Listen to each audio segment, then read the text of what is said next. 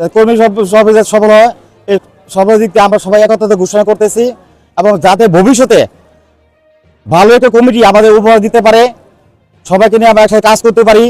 বিগত আওয়ামী লীগের যারা ফেসিস এবং যারা আওয়ামী লীগের সাথে যারা লিয়াজু করছে তাদেরকে যাতে না দেয় কমিটির মধ্যে, এবং ভবিষ্যতে এই জাসাসকে নিয়ে অন্যান্য অঙ্গ সংগঠন যারা যেগুলো অঙ্গ সংগঠন আছে সেগুলো থেকে যাতে আমরা আরো গতিশীল এবং বেগবান হতে পারি, সেদিক দিয়ে আমরা চেষ্টা করব।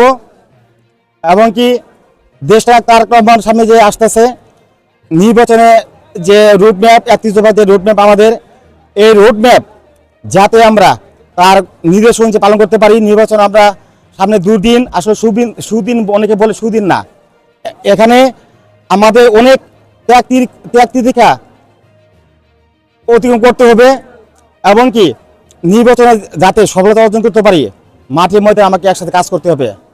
জাসাস একটা শিল্প গোষ্ঠী, আমাদের অন্য অঙ্গদের মতো যাতে আমরা মাঠে সরে যেতে পারি, শিল্পবাসীর পক্ষ থেকে সুস্বাগত জানিয়ে এবং তারেক রহমান